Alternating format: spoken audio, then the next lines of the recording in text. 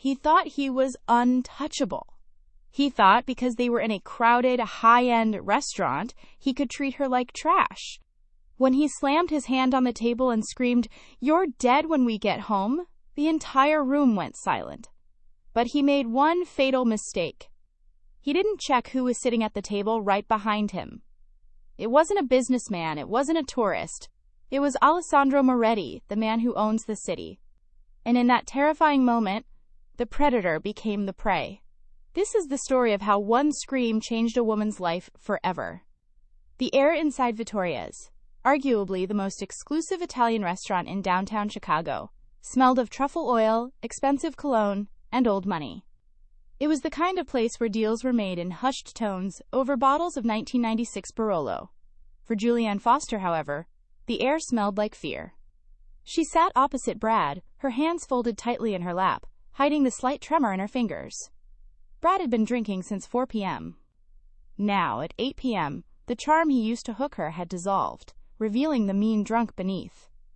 "You're looking at him again," Brad hissed, his eyes narrowed into slits. "I'm not," Julianne whispered, keeping her gaze fixed on the white tablecloth. "I'm just looking at the menu, Brad. Please, keep your voice down."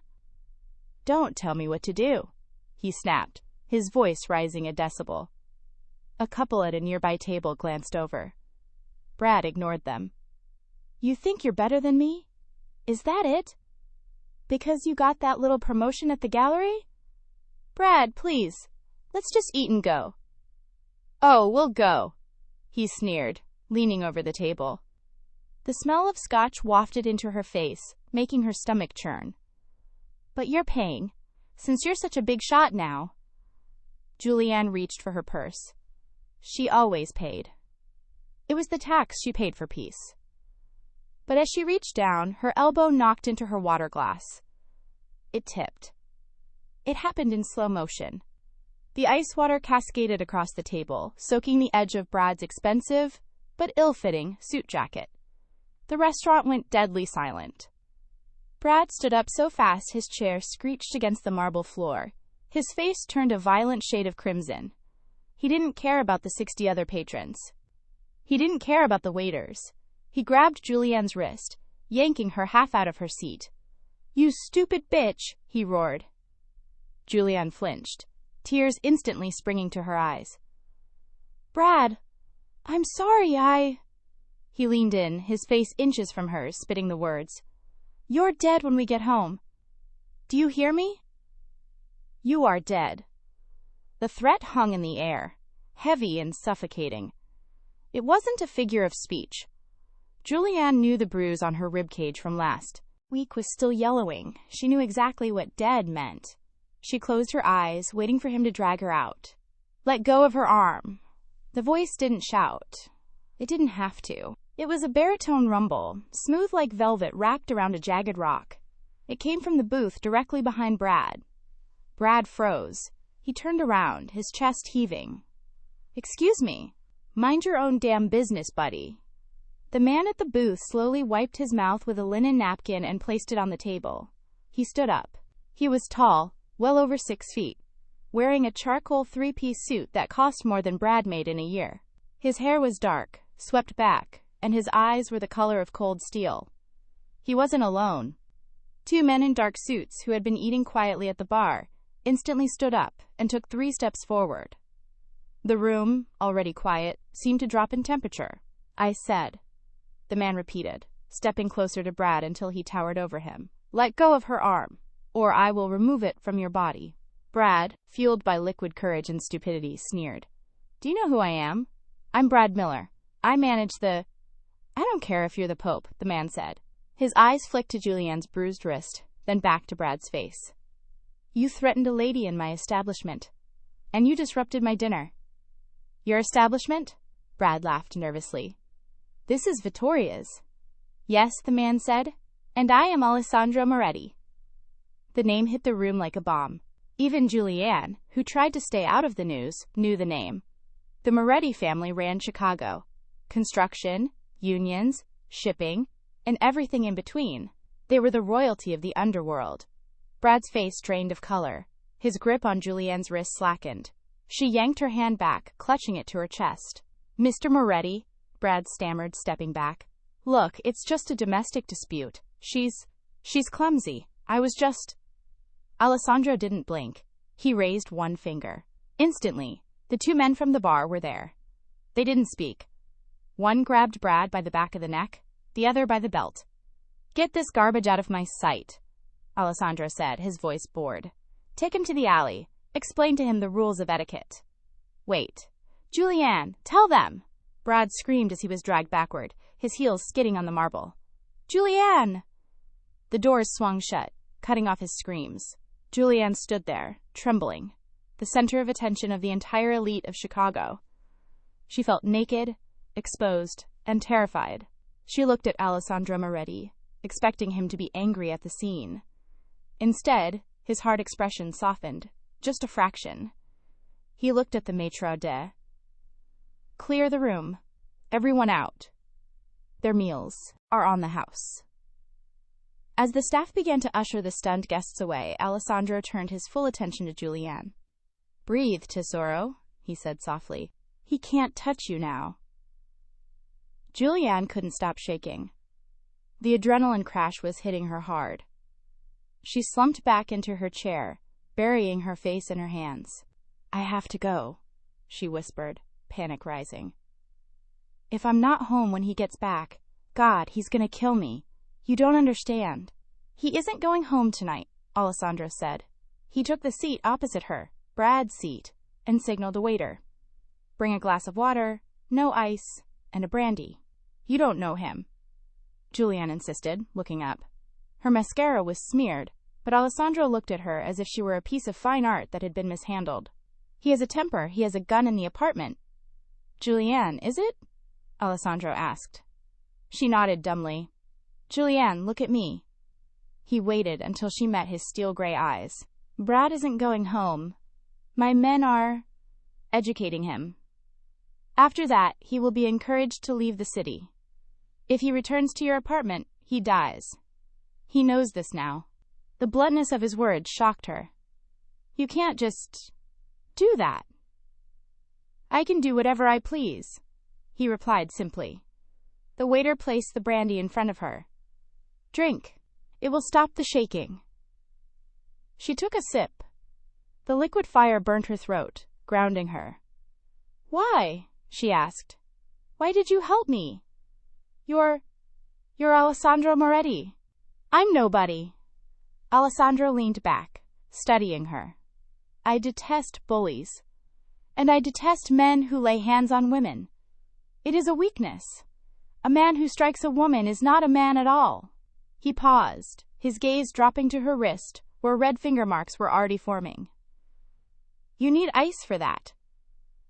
I need to go home, she said, standing up on shaky legs. I need to pack. If he's really gone, I need to leave before he changes his mind. You cannot go back to that apartment, Alessandro stated. It wasn't a suggestion. If he is stupid enough to ignore my warning, and men like him often are, he will go there first. He will be angry, and he will want to punish you for his humiliation. Julianne felt the blood drain from her face. He was right. Brad's ego was fragile. If he came back, he wouldn't just yell. I have nowhere else to go, she admitted, her voice cracking. My family is in Ohio. I don't have money for a hotel tonight. Alessandro stood up and buttoned his jacket. Then you will come with me. What? No, I can't. You can, and you will, Alessandro said. He offered her his arm. It felt like a command, yet his posture was respectful. I have a guest house on my estate. It is secure. There are guards at the gate. No one gets in unless I say so. You will stay there tonight, and tomorrow we will figure out your next move. Julianne looked at his arm. She looked at the restaurant doors where Brad had been dragged out. She was stepping out of the frying pan and potentially into the fire. Alessandro Moretti was dangerous. Everyone knew that. But looking at him, she didn't feel the shrinking fear she felt with Brad. She felt safe. She took his arm. They walked out the back exit into the cool Chicago night. A line of black SUVs waited in the alley. The men who had dragged Brad out were standing by the lead car. One of them, a man with a jagged scar across his eyebrow, nodded to Alessandro. Done, boss. He's sleeping it off in a dumpster on 4th. Did he understand the message, Mateo? Alessandro asked. Loud and clear. Alessandro opened the rear door of the armored Mercedes for Julianne. As she slid onto the leather seat, the scent of leather and cedar surrounded her. Alessandro slid in beside her. To the lake house. Alessandro ordered the driver. As the car pulled away, merging into the city traffic, Julianne looked out the window. Mr. Moretti. Alessandro. Alessandro, why does it feel like I just made a deal with the devil? Alessandro turned to her, a faint, dangerous smile playing on his lips. The passing streetlights illuminated the sharp angles of his face. Because you did, Julianne. But unlike your boyfriend, the devil takes care of what belongs to him. The word sent a shiver down her spine that had nothing to do with the cold. Belongs to him. I don't belong to anyone, she whispered. We shall see, he murmured, pulling out his phone. Now tell me everything. How much debt is Brad in? Men don't scream like that unless they are pressured by money. Julianne blinked. How did you know? I know the look of a desperate man. Who does he owe? I don't know their names, she said, her voice small. He gambles. Online, mostly. But last month, 2 men came to the door. Russians, I think. He wouldn't let me talk to them. Alessandro's expression darkened instantly. The relaxed posture vanished. He tapped the partition glass to the driver. Mateo, change of plans. Boss? He owes the Volkovs. If they find out he's been tossed, they'll come for collateral. Alessandro turned to Julianne, his eyes blazing with a sudden, terrifying intensity. You are the collateral, Julianne. What? The Russians, Alessandro said, his voice dropping to a low growl. If Brad can't pay, he probably promised them something else to buy time. He promised them you. Julianne felt the world spin. That's impossible. He's awful, but he wouldn't. He yelled that you were dead when you got home, Alessandro reminded her ruthlessly. He wasn't going to kill you, Julianne. He was going to hand you over to clear his debt. I didn't just save you from a beating tonight. I saved you from being sold. The car accelerated, the engine roaring as they sped toward the highway. Julianne looked at the man beside her. The night had started with a spilled glass of water. Now she was in the back of a Mafia Don's car, fleeing a fate worse than death. You're safe now, Alessandro said, covering her trembling hand with his large, warm one. The Volkovs are a problem. But I am the solution. The drive to Alessandro's estate took 40 minutes of tense silence. They left the glittering skyline of Chicago behind, heading north toward Highland Park. The transition was stark. The chaos of the city gave way to winding roads lined with ancient oaks and towering iron gates guarding generational wealth. Julianne watched the scenery blur, her mind racing. Every time her phone buzzed in her purse, she flinched. Turn it off, Alessandro said. He hadn't looked at her, his gaze fixed on a tablet where he was scrolling through encrypted messages. It might be my mom, she whispered. It's not. It's him. Or them. Alessandro replied calmly. Give me the phone. It wasn't a request. Julianne hesitated, then handed over her cracked iPhone. Alessandro didn't turn it off. He rolled down the window. The cold wind of Lake Michigan howled into the warm cabin. Without a second thought, he tossed the phone out onto the highway. My photos! Julianne gasped, lunging slightly before the seatbelt caught her. My contacts! Everything was on there! And a GPS tracker, Alessandro noted, rolling the window back up. Brad is a fool, but the Volkovs are not. If they have your number, they can ping your location. You need a new life, Julianne. That starts with a new phone. He pulled a sleek burner device from his jacket pocket and handed it to her. This is encrypted. It has one number saved in it. Mine.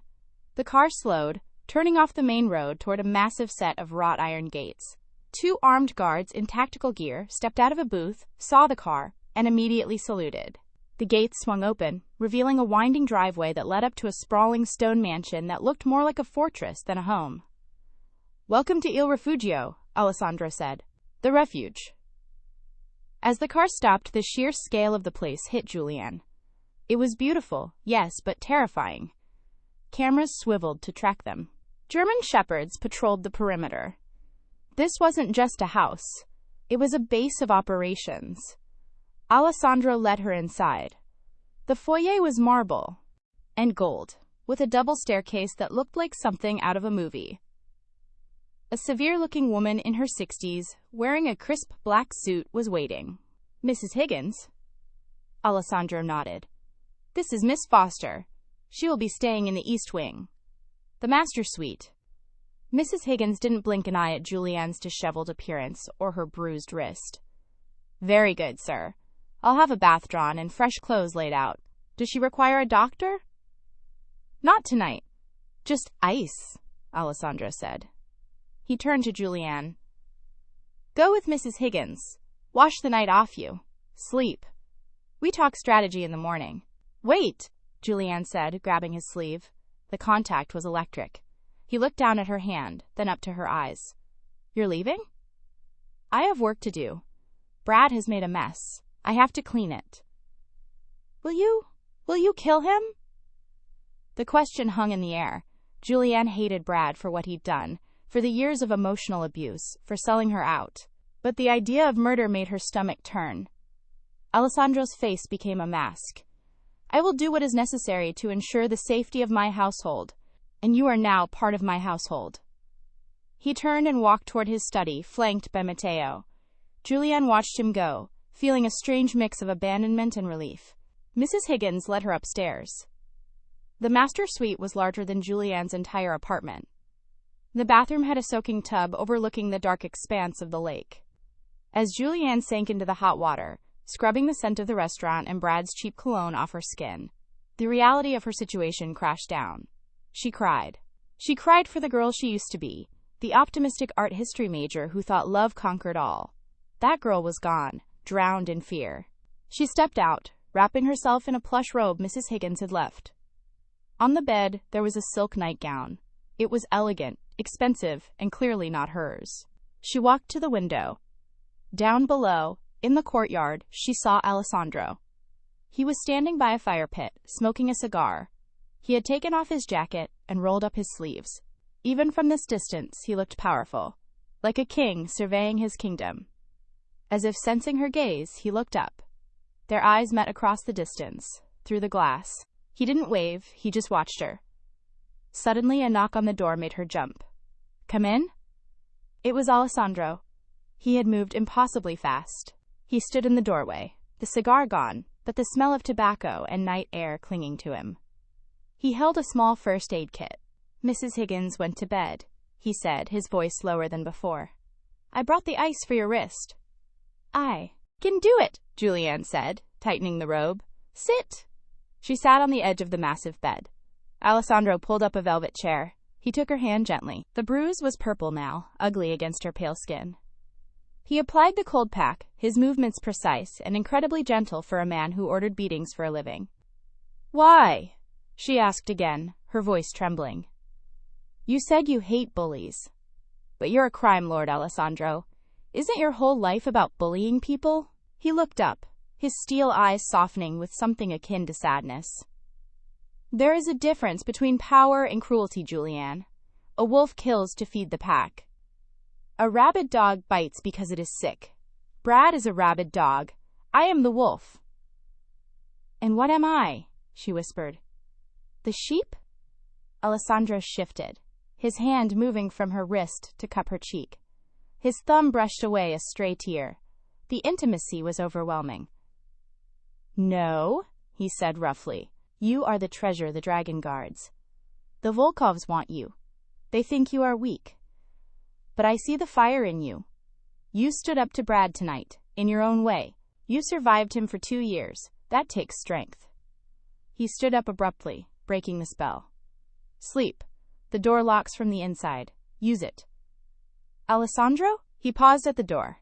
"Thank you." He nodded once and left. Julianne locked the door, but for the first time in years, she didn't feel like she was locking out a monster. She felt like she was locking herself inside a sanctuary. But peace at Il Refugio was an illusion, because 10 miles away, in a dimly lit warehouse in the Chicago docks, Brad Miller was waking up. He was battered, bruised, and terrified. But he wasn't alone. Standing over him was Viktor Volkov, a man with a face like a tombstone. You said she would be at the apartment, Victor said, his Russian accent thick and menacing. She was with Moretti. Brad spat, blood dripping from his lip. He took her. Victor's eyes narrowed. Moretti took the collateral? Then Moretti has just declared war. The next morning, the sun broke over Lake Michigan, painting the water in hues of gold and gray. Julianne woke up alone in the massive bed. For a second, she panicked, forgetting where she was. Then the scent of cedar and expensive linen brought it all back. She found clothes laid out for her: designer jeans, a cashmere sweater, and boots that fit perfectly. Alessandro's efficiency was terrifying. She made her way downstairs. The house was quiet, but it was the silence of a well-oiled machine. In the kitchen, she found Alessandro drinking espresso and reading a physical newspaper. He was dressed in a navy suit today, looking fresh and dangerous. Eat, he said, pushing a plate of eggs and fruit toward her. We have a problem. Julianne's appetite vanished. What happened? My contacts at the precinct tell me a missing persons report was filed this morning, Alessandro said, taking a sip of coffee. For you. By who? My parents? No, by Brad. Julianne dropped her fork. But you threw him in a dumpster. How is he filing police reports? Because the Volkovs found him, Alessandro said grimly, and they are smart. They know they can't attack my house directly. So they are using the law. They are painting a picture that I kidnapped you. If the police come here with a warrant, I have to let them in. And if I let them in, the Volkovs will know exactly where you are. So tell the police the truth. Tell them he beat me. And do you have proof? Alessandro asked gently. Besides a bruise on your wrist? It's your word against his. And right now, he is playing the distraught boyfriend. So what do? We go on the offensive, Alessandro said, standing up. I don't hide. Not from the police. And not from the Russians. We are going to the city. I have a meeting with Viktor Volkov. You're taking me to them? Julianne stepped back, fear spiking. I am taking you with me, he corrected. You will be by my side every second. I want Victor to see you. I want him to see that you are under my protection. In our world, possession is 9/10 of the law. If I show him you are mine, he has to respect the hierarchy. Unless he wants a war that will burn Chicago to the ground. The drive back to the city was different this time. It was a convoy. 3 SUVs. Julianne sat in the middle one with Alessandro. He checked a handgun, a sleek black Beretta, and tucked it into a shoulder holster beneath his jacket. Why does he want me so bad? Julianne asked, her voice trembling. Brad owes him money, sure. But kidnapping? Police reports? Why go through all this trouble for a girlfriend? Alessandro looked at her, his expression unreadable. That is the question I intend to ask. They arrived at a neutral location, a high-end cigar lounge on Wacker Drive. It was closed to the public for the morning. The street was lined with black cars. On one side, Alessandro's Italians. On the other, Volkov's Russians. The tension was thick enough to choke on. Alessandro gripped Julianne's hand. Head high. Do not look down. You are with Moretti now. Act like a queen, and they will treat you like one. They walked into the lounge. The smell of smoke was stale. At the far end, sitting on a leather sofa, was Viktor Volkov. He was a bear of a man, bald, with tattoos creeping up his neck. Victor didn't stand. He smiled, showing gold-capped teeth. Alessandro, you bring a guest to business. She's not a guest, Victor. She is the reason for the meeting, Alessandro said, guiding Julianne to sit, then sitting beside her. He didn't relax. Every muscle was coiled. The girl belongs to Brad Miller, Victor said, lighting a cigarette. And Brad Miller belongs to me. Therefore. Brad Miller is a worm, Alessandro interrupted. And the girl left him. She is with me. The debt he owes you is his problem. Collect it from his kidneys for all I care. But Julianne is off limits. Victor laughed, a dry, rasping sound. You think this is about the money? The 50 grand he owes on poker? Victor leaned forward, his face suddenly deadly serious. The idiot Miller stole something from me. A hard drive. It contains... sensitive shipping routes. He told us he hid it in his girlfriend's apartment. In her luggage. He said she was going to smuggle it out for him. Julianne gasped. That's a lie. I don't even know what you're talking about. Alessandro's hand tightened on hers, silencing her. His eyes locked onto Victor's. She doesn't have it, Victor. How do you know? Victor challenged. Have you searched her? Or are you too busy sleeping with her? Alessandro's motion was a blur. He drew the Beretta and leveled it at Victor's chest. Instantly, 6 Russian guns were pointed at Alessandro. Matteo and the Moretti guards drew their weapons. The room froze. A Mexican standoff. Careful with your next words, Victor, Alessandro said, his voice a low, terrifying growl. You insult her, you insult me, and I will put a bullet in your heart before your men can twitch. Julianne held her breath, her heart hammering against her ribs like a trapped bird. She realized then that Alessandro wasn't just protecting her, he was ready to die for her. And they had known each other for less than 24 hours. Victor stared down the barrel of the gun. He was crazy, but he wasn't stupid. He slowly raised his hands. Peace, Alessandro, peace. Victor signaled his men to lower their weapons. If she doesn't have it, then Miller lied. He is trying to play us against each other. He wants us to kill each other so he can slip away. Alessandro didn't lower his gun. Then we have a common enemy. It seems so, Victor nodded. But I need to be sure. I need to search her apartment. I will search the apartment, Alessandro countered. If the drive is there, I will give it to you. But Julianne stays with me. Victor considered this. You have until midnight. If I don't have my drive by then, I come for the girl. And I bring an army. If you bring an army, Alessandro said, finally holstering his weapon and standing up, pulling Julianne with him. Make sure they bring body bags. They will need them. They backed out of the lounge, the air vibrating with unspent violence. Once they were back in the SUV and moving, Julianne collapsed against the seat, hyperventilating. He planted it, she stammered. Brad. Last week. He gave me a fake jewelry box. He said it was an anniversary present. He told me not to open it until we went on a trip. It's in my closet. Alessandro looked at her, his eyes wide. The drive is in your apartment? Yes, I think so. Matteo, Alessandro barked at the driver. Get to her apartment, now! Boss, Matteo said, looking at the rearview mirror. We have a problem. Alessandro looked back. 2 black sedans were weaving through traffic, closing in on them fast. They weren't rushing cars. Who is that? Julianne cried. That, Alessandro said, checking his clip, is not Volkov. That looks like the cartel. Brad has been very busy. He sold you to the Russians, and he sold the drive to the Mexicans. The rear window shattered as a bullet tore through the reinforced glass. Julianne screamed, ducking down. Alessandro threw his body over hers, shielding her. Stay down, he roared. Matteo, drive! The SUV swerved violently, tires screeching as they engaged in a high-speed chase down Lakeshore Drive. Bullets pinged off the armored chassis. Underneath the shelter of Alessandro's heavy body, smelling his cologne mixed with the sharp scent of gunpowder, Julianne realized her life as a gallery assistant was truly over. She was in the middle of a war, and the only thing standing between her and death was the Mafia boss she had met at dinner. Alessandro, she whispered into his chest. I've got you, he growled, firing 2 shots out the broken window. I've got you, Tesoro. Hold on.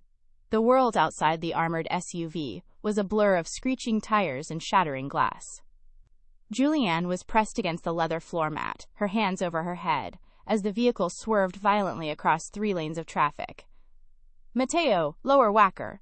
Alessandro barked, reloading his clip with practiced calm. We lose them in the tunnels. Understood, boss. Matteo jerked the wheel hard to the right. The heavy SUV slammed into the guardrail, sparks flying like fireworks, before careening down the exit ramp toward the subterranean level of the city. Lower Wacker Drive was the underworld of Chicago streets, a maze of concrete pillars, dim orange lights, and shadowing corners. It was where GPS signals went to die. The cartel sedans followed, their engines roaring like angry beasts. "Stay down," Alessandro commanded, his hand heavy and reassuring on Julianne's back. He lowered the window just an inch. Pop, pop, pop. The sound of gunfire was deafening in the enclosed tunnel. Alessandro wasn't firing blindly. He was aiming for tires. Behind them, one of the pursuing sedans spun out, crashing into a concrete pillar with a sickening crunch. The second car swerved to avoid the wreckage, losing precious seconds. "Now, Matteo, the switch!" Matteo slammed on the brakes, drifting the SUV into a hidden service bay behind a dumpster. Before the vehicle had even fully stopped, the doors flew open. "Move," Alessandro said, pulling Julianne out. "Leave everything." They sprinted through a rusted service door that led into the labyrinth of maintenance hallways beneath the city. Julianne's boots echoed on the damp concrete. She was gasping for air, her lungs burning, but Alessandro's grip on her hand was ironclad. He pulled her through the dark, navigating the maze as if he had built it himself. "Where are we going?" she panted. "Safe car." 2 blocks east, he replied, not breaking stride. "They will search the SUV. By the time they realize we are gone, we will be at your apartment." They emerged into a parking garage under a nondescript office building. Matteo tossed Alessandro a set of keys for a dusty, unassuming gray Honda Civic. "Blend in," Alessandro muttered. He opened the door for Julianne. "No more armored tanks. Now we are ghosts."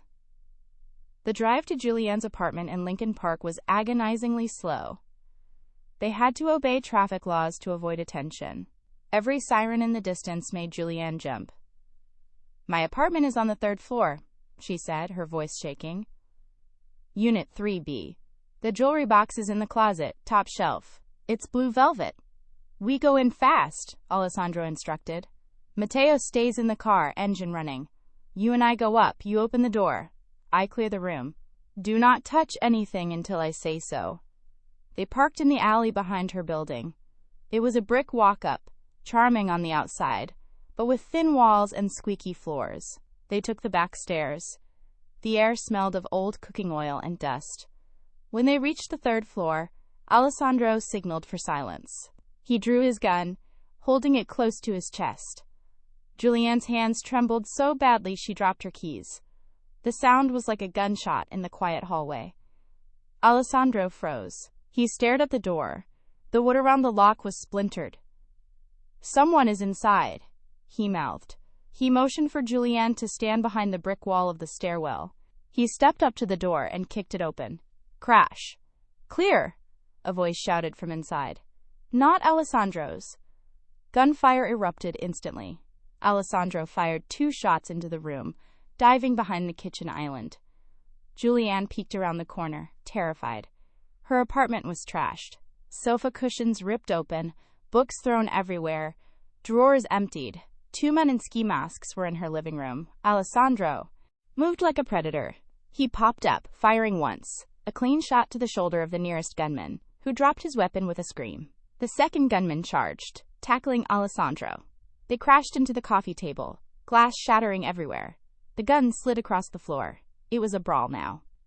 Primal and violent. The intruder pulled a knife, slashing at Alessandro.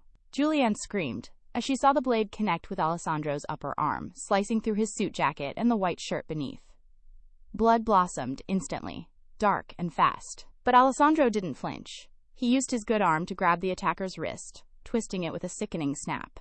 He delivered a brutal headbutt, knocking the man unconscious. Breathing heavily, Alessandro stood up. He kicked the knife away and retrieved his gun. He looked at Julianne, his face splattered with blood. Some his, some theirs. "The closet," he rasped, clutching his bleeding arm. "Get the box. Now." Julianne scrambled over the debris, rushing into her bedroom. Her clothes were torn from hangers, but there, pushed to the very back of the top shelf behind a stack of winter sweaters, was the blue velvet box. She grabbed it. It felt heavy.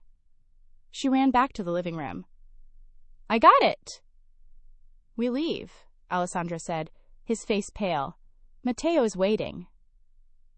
"Your arm," she cried, staring at the blood soaking his sleeve. "Alessandro, you're bleeding out." It's a scratch, he lied. Move. They hurried down the back stairs, the adrenaline masking the pain. But as they reached the alley and piled into the Honda, Alessandro slumped against the seat, his eyes closing for a second. Boss? Matteo looked back, his face tightening. Just drive, Alessandro gritted out. The penthouse. Not the estate. It's too far. As the car merged back into the city traffic, Julianne pressed her hands over Alessandro's wound, trying to staunch the flow. The warm, sticky blood seeped through her fingers. Stay with me, she whispered, tears streaming down her face. You promised you were the wolf. Wolves don't die like this. Alessandro opened his eyes, a faint, pained smile touching his lips. I'm not dying, Julianne. I haven't even taken you on a proper date yet. The penthouse was a fortress in the sky. Located on the top floor of a steel and glass tower overlooking the Chicago River. It was sterile, modern, and secure. Matteo helped Alessandro onto a leather sofa in the living room, while Julianne ran to the bathroom to find the medical kit. This wasn't a standard first aid box. It was a trauma kit. Sutures, morphine, coagulants. She ran back, her hands shaking as she laid the supplies out on the coffee table. Matteo, check the perimeter, Alessandro ordered, his voice weaker now. And check the drive. See what we died for. Matteo nodded and retreated to the office room with the velvet box. Julianne cut the sleeve of Alessandro's ruined suit jacket. The wound was a long, deep gash across his deltoid. It wasn't life-threatening, but it was ugly, and it had lost a lot of blood. I need to stitch this, she said, her voice trembling. I don't know if I can. You can, Alessandro said. He watched her with an intensity that made her breath hitch. Clean it with the alcohol, then the needle. Just like sewing a button to sorrow. Only the skin is tougher. Julianne took a deep breath. She poured the antiseptic. Alessandro hissed through his teeth, his grip tightening on the sofa arm, his knuckles turning white. I'm sorry, she wept. Focus, he commanded gently. Look at the wound, not my face. She worked. It took 20 minutes. 20 minutes of silence, broken only by the sound of her jagged breathing and the hum of the city outside the floor-to-ceiling windows. She stitched his skin back together, her hands steadying as she found a rhythm. When she tied the final knot and taped the gauze over it, she collapsed back on her heels, exhausted. Alessandro sat up slowly, testing the movement of his arm. He looked at the bandage, then at her. He reached out with his good hand, wiping a smear of blood from her cheek. His blood. You did well, he murmured. I've never seen so much blood, she whispered. My life was going to art galleries and drinking wine on Tuesdays. How is this happening? Because you were dragged into my orbit, Alessandro said. I am sorry for that. You didn't drag me, she corrected him, looking into his steel-gray eyes. You caught me. If you hadn't been at that restaurant, Brad would have taken me home. And those men, the ones in my apartment, they would have been waiting for us. The realization hit her. If she had gone home with Brad, she would be dead. Or tortured. You saved my life twice, she said softly. And you just patched me up, Alessandro replied. The air between them shifted. The adrenaline was fading, leaving behind a raw, magnetic pull. He leaned forward. The distance between them closed. Julianne didn't pull away. She wanted this. She wanted to feel something other than fear. She wanted to feel the fire he had spoken of. His hand cupped the back of her neck, his fingers tangling in her hair. Julianne, he breathed, his voice rough. If I kiss you, there is no going back. You understand? You become mine. Fully. The police, the laws, the normal life, it all goes away. I don't want the normal life, she whispered. It was a lie anyway. He kissed her. It wasn't gentle. It was acclaiming. It tasted of whiskey and danger. Julianne melted into him, careful of his shoulder, but desperate for his touch. For a moment, the war outside ceased to exist. There was only the heat of his skin, and the strength of his body.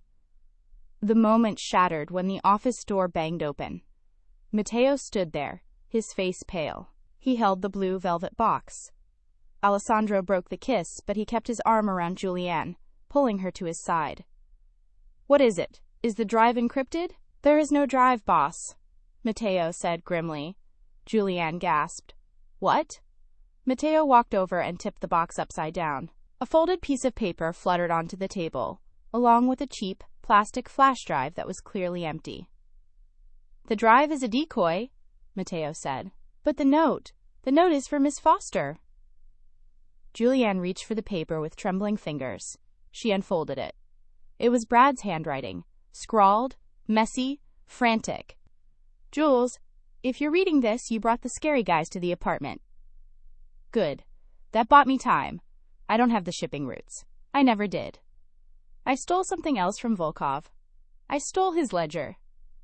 The digital book, with every bribe, every murder, every politician he owns. I'm not giving it to you. And I'm not giving it to Volkov. I'm selling it to the FBI at midnight. I made a deal. Immunity for me, prison for Volkov, and prison for Moretti. Sorry, babe. You were just the distraction." "Brad?" The silence in the room was absolute. Alessandro stood up, ignoring the pain in his arm. His face had turned to stone. "He played us," Alessandro said, his voice terrifyingly quiet. "He used you as bait to draw Volkov and the cartel out, keeping them busy while he negotiates with the feds. He's going to turn over the ledger," Matteo said, urgent.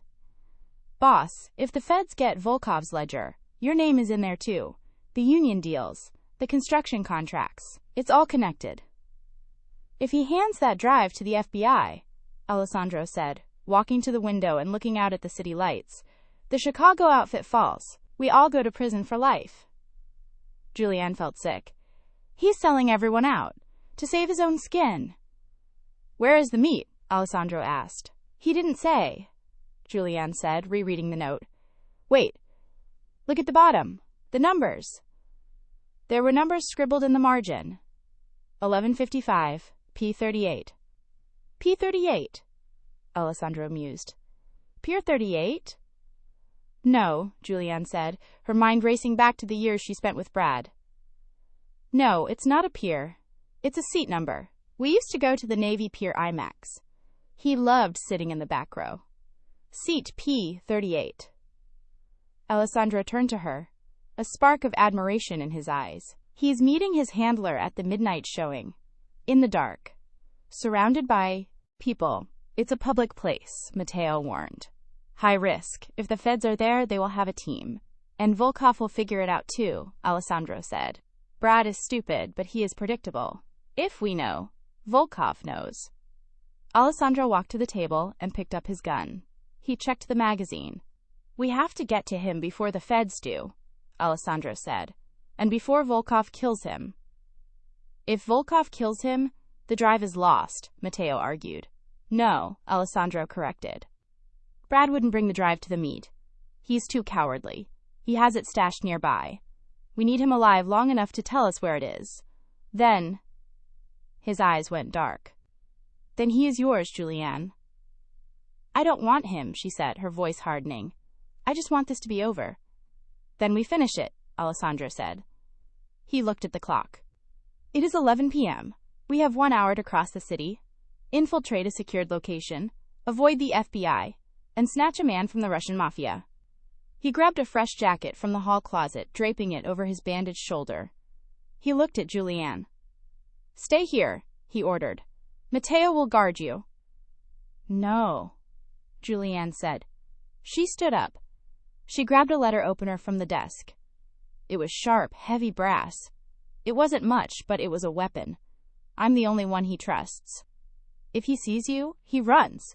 If he sees me, he might hesitate." Alessandro looked at her.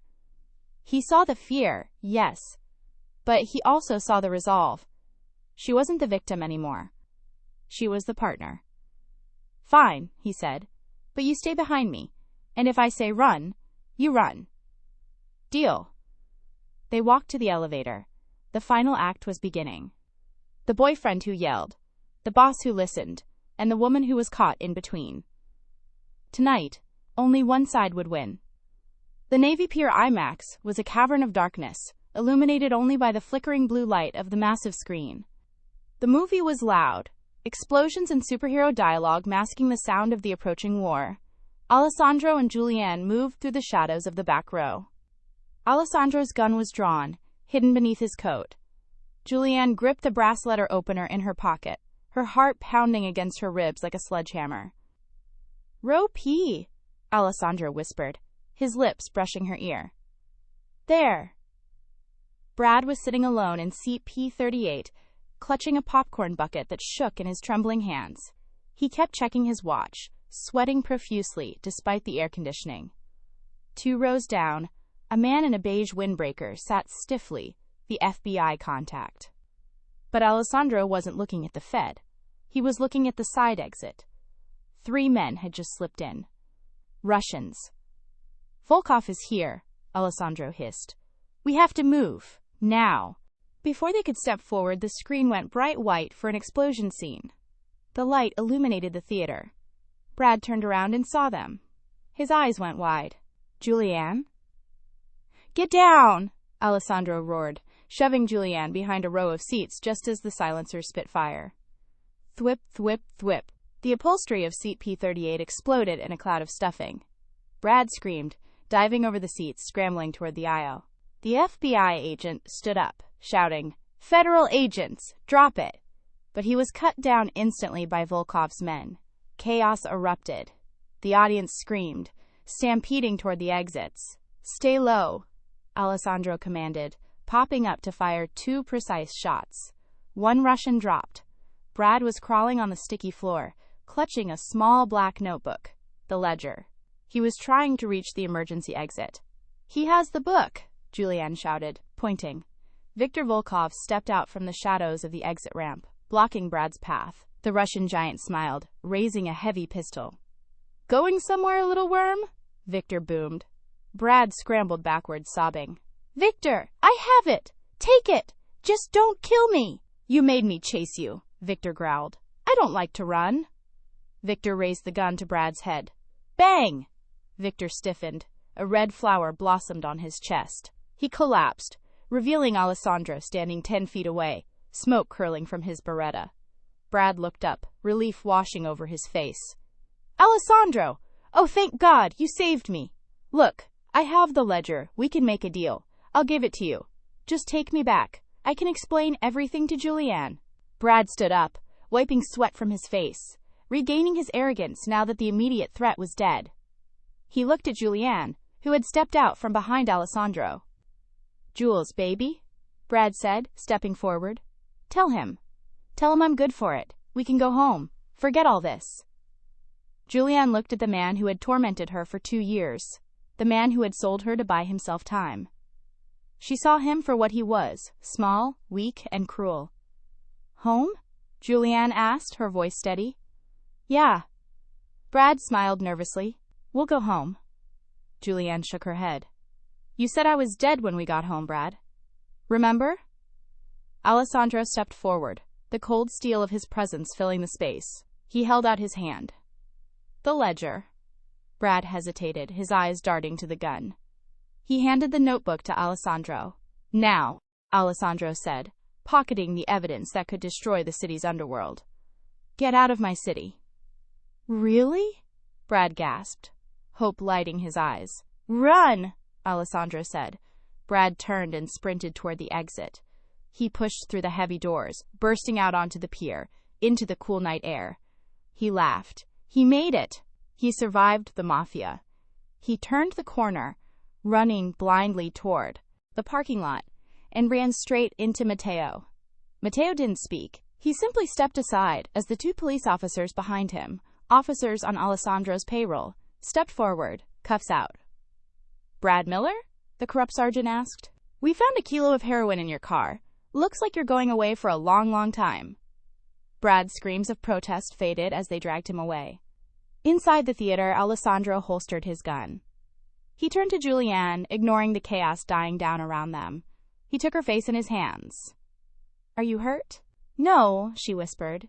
"It is done," he said. "He is gone. The Russians are headless. The ledger is ours. What happens now? She asked. Alessandro kissed her forehead.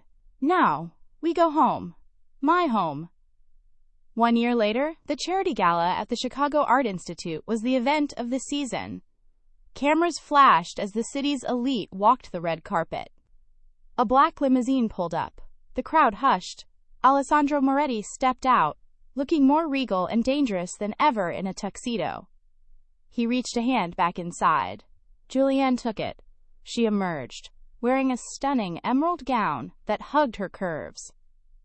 On her finger sat a diamond heavy enough to sink a ship.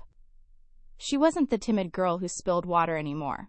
She walked with her head high, her eyes scanning the crowd with the sharp, assessing gaze of a woman who knew exactly how dangerous the world was, and knew she ruled it. Smile, tesoro, Alessandro murmured, pulling her flush against his side. They are all looking at you. Let them look, Julianne said, a wicked smile playing on her lips. I want them to know who the king belongs to. Alessandro laughed, a low rumble that only she could hear. And everyone knows the queen commands the king. As they walked up the stairs, ruling the city they had conquered together, Julianne knew she had never been safer. She had found her monster, and he had given her the world. And that is the story of how a spilled glass of water led to the fall of an empire and the rise of a queen. Brad Miller learned the hard way that you should be careful who you scream at in a restaurant, because you never know who is listening at the next table. If you enjoyed this story of revenge, romance, and mafia justice, please hit that like button. It really helps the channel. And if you want more stories like this, make sure to subscribe and turn on the notification bell so you never miss an upload. What would you do if you found out your partner sold you out to the mob? Let me know in the comments below. Thanks for watching, and I'll see you in the next story.